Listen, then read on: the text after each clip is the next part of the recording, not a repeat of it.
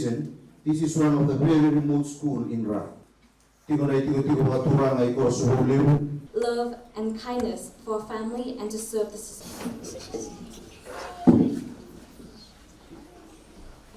With all our hearts and mind, let us pray to the Lord.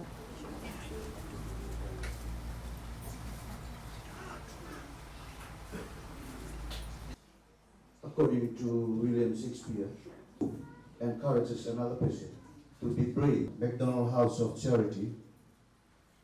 I am delighted to introduce our chief guest for the day, the Honorable Minister for Education. Let me first start by acknowledging the esteemed recipient here this afternoon, Katerina Bumbu. I see the mom is here as well. And I think she's the reason that I'm here this afternoon.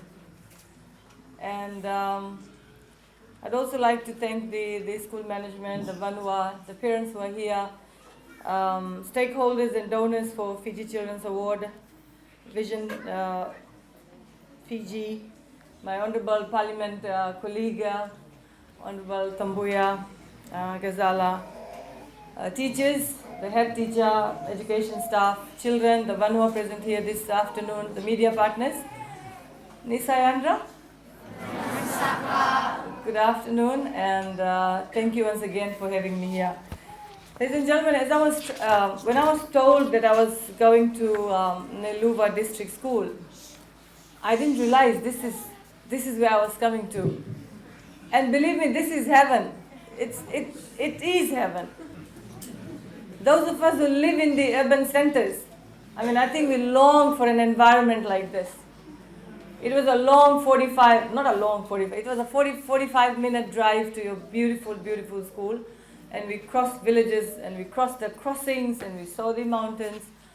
How quickly we have recovered, how quickly nature has recovered after T.C. Winston. I remember what these mountains looked after T.C. Winston, the second day. Trees were stripped, houses were blown away, the crossings were all flooded, and it was complete disaster. And that was 2016, and we are here in 2019. And only you know what you went through. Whole of Fiji suffered. I lost my own home. It was shocking to me. When I was traveling across, we were in Wainimbuka earlier last week, to see the new buildings being commissioned. And we shared stories there of what T.C. Winston did and what other cyclones and floods do to Fiji. What it does to lives. It destroys everything. It destroys your homes, it destroys your crops, it injures people, and I'm told there was one death here as well in the village. Am I right? Yes. Those memories will never go away. But the fact that we all have worked together to rebuild our lives, to put our children back in school, you have new classroom buildings. That is a sign of how strong we Fijians are. And probably that is what we are here to celebrate. How strong the survivors are. How strong Catalina was. And the many other brave people around Fiji who did not care about their own lives and went ahead and assisted other people in need. So I'd like to thank everybody and anybody who came and stood by you, who stood by us as a government and gave a helping hand. Every individual, every organization, whether local or whether overseas, whether they were neighbors who provided you with food and shelter, who provided you with uniforms, textbooks, and who just helped you to overcome the losses that we had after that incident. So thank you very much. I'm sure you are all strong and you are all united and you all work together.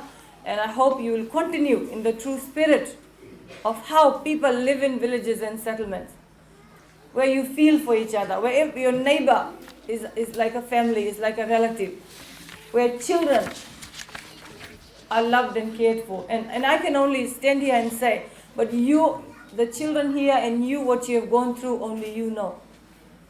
And all we can do is pray hard that we do not ever encounter any such situation that puts our country, that puts our people in that situation. But again, like I said, come whatever, we all should be strong enough to deal with what comes in future. And I'd like to thank you for that. So ladies and gentlemen, this, like I said, I would like to thank Vision Fiji for the invitation that was extended to me to the award ceremony, and I thank you for all the preparations that you've done. And I know it's time to go home, so I will not take very long. But I would also like to say that we are celebrating today. We are celebrating not only Catalina's bravery, we are all celebrating the fact that we are all alive and we are all healthy and we are alive and kicking here. And I see smiles on the face. I want to see smiles on the faces of the children. Can we all smile and say, okay, just thank each other, shake hands, and ask the other person, are you okay? Smile, please. I don't hear that are you okay bit. Are you okay? Are you asking me? No. Oh no! Well, somebody can ask me too. Yes, I'm okay, because I'm here. Okay, so thank you very much. And like I said, this award ceremony is to recognize and acknowledge exceptional young Fijians for their brave awards. And I want to say young Fijians, because today the story that will be told to you is about a young Fijian girl, truly deserving this award. And young Fijians for their brave stories, bravery shown in times of disaster, bravery shown in an unexpected moment, bravery shown that's selfless, without thinking without thinking about yourself, somebody who thinks about others and their safety, and bravery that is truly inspiring, that is going to teach others a lesson about how we should do that. And I'm proud that we are able to recognize and award the inspiring young Catalina here this afternoon. Ladies and gentlemen, bravery is just not about fighting bad people or about saving someone. It's about facing the consequences of doing something without thinking of the consequence of what's going to happen to you. I think a couple of days ago we read in the media report about how a gentleman, without thinking of himself, dived into the river to save some children who were drowning and ended up losing his own life. That's bravery, that's selfless. So as students, while you are growing up, I'd like to encourage you to be honest, hardworking, and of course always choose the right path. Always choose the right path. Whatever you choose to do today is going to help pave a future for you. Be positive, do good things, help each other, have a lot of respect for your elders. That's very important in our children. Okay? Your elders, you must always respect them. Sometimes we always think about ourselves. But as the elders sitting here, we need to teach our children a lot of values that are going away. And one of that is respect for elders. And I'm very particular about the fact that sometimes as parents we ignore that fact. Let's say, all the parents sitting here today, all the teachers sitting here today, let's say that at least if we haven't been doing our roles and responsibility well, we will start from today and make sure that our children become our responsibility. Teach them good behavior. I'm going to say this again. Your children, when they come to our school, your children, when they enter the classroom, they bring with them the values and the discipline and everything that is taught within the home. I'm not saying our schools are not full of disciplinary issues. There are a lot of discipline problems in our schools. And that's where you parents come in. So please do not neglect your responsibilities. And so again, coming today, ladies and gentlemen, I'm sure somebody is going to explain to us how we came to this conclusion to award one of your students. And of course, there were a lot of stories sent in by other recipients as well. And the story of your village was chosen as being the exceptional story, an outstanding story of courage and bravery by one of your own children. So while we'll be rewarding only one child, I believe there are many, many, many other children out there who have carried out acts that show bravery and courage, and we'd like to encourage you to keep doing that. Okay?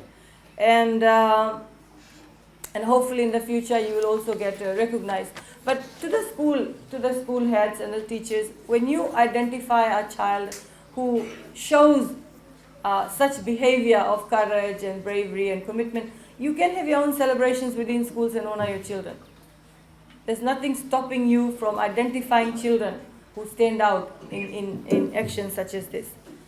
So again, I'd love to meet Katerina. Of course, I'm sure she'll be a role model to me as well. I mean, I haven't done anything that I've got an award for bravery, but maybe learning from her experience, from a young girl's experience, we all will be inspired.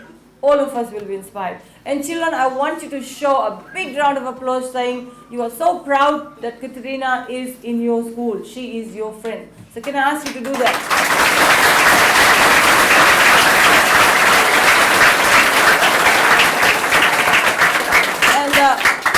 And I think I'd like to commend the parents and the villages as well for having such children in your village. Okay? They must be emulating somebody's behavior. It's you who have trained this girl for who she is today. And please continue to guide and support her. And I stand here as your Minister of Education, and I'd also like to say hats off to Katerina and all those who are part of her upbringing, and I'd also like to give her a round of applause. Okay?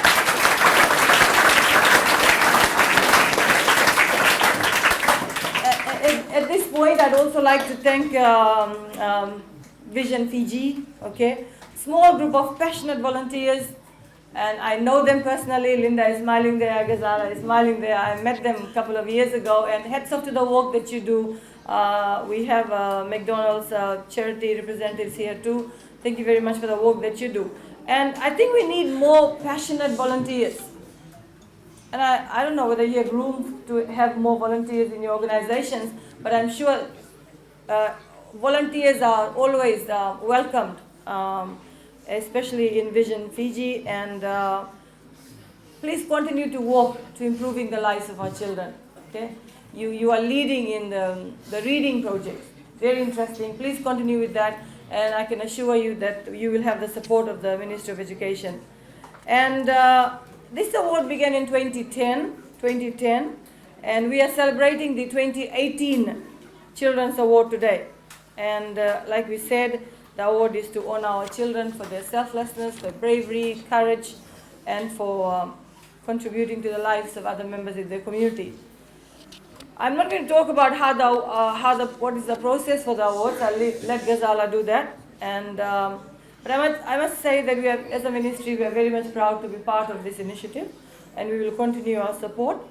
And Read to Lead Fiji project by Vision Fiji is also another very commendable project, and we believe by 2020, all our primary school students should have relevant copies of books that are designed to teach English to students who speak other languages, and I thank Vision Fiji for that as well. To the teachers, when you receive resources such as books, etc., from our kind and generous NGOs, please look after them. Look after them. These are NGOs that partner with the ministry and complement the work that we do. So any resources that is given to you, I'd like to urge you to look after children. When you get books to read, look after those books. And please read them. Okay, sometimes we go across schools and we see the whole container is locked up somewhere and lying in a corner in a library. That's not the whole purpose for that. So please, when you get such resources, encourage your children to read. And finally, I'd like to end up by saying that you have been blessed with some very new, beautiful buildings. Look after these buildings, right? Your government is committed to ensuring that you are given places to study which are conducive. Okay, these are new buildings, and they are built to better standards. So should, God forbid, another cyclone hit us, this will be your heaven. This will serve as your evacuation centers. So I need the whole community to take responsibility for the new buildings that's been done. And of course, I'd like to say a big thank you once again.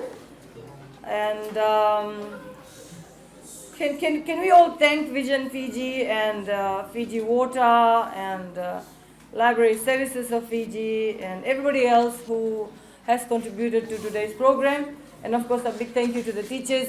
I know you teach in the remotest part of Reki. This is, like I said, I was asking, I managed to get one of your parents in my vehicle on the way. And I was asking her, she said, this is the last school. And I haven't taught in this kind of setting, so I don't know the challenges that you have. But I'd like to thank you for taking the challenge of teaching our children in this remote community. And I wish you good health. And what should I say? And God bless you all. And smiling. See, I forget to say things when I'm in the children. Because I was a teacher too. Huh? For 23 years, I was a teacher. And whenever I come back to the classroom, I want to become a teacher, you know. But unfortunately, I can't do that. But thank you for giving me this lovely opportunity to be here with you. And after the program, I'd like to meet the Vanua and the parents here to see how best we can assist you further. But till then, I think Katerina would be very angry because it is her afternoon and we are taking a lot of time. So I'll take my seat and thank you once again. Who helped in your recovery.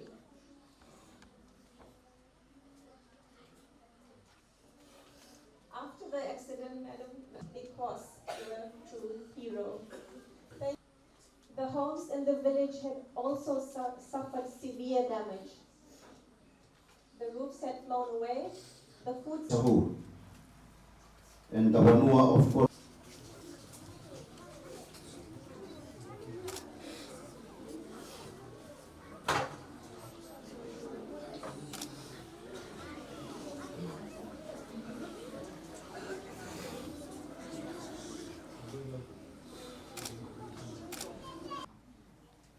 To be honest, in Nailuva,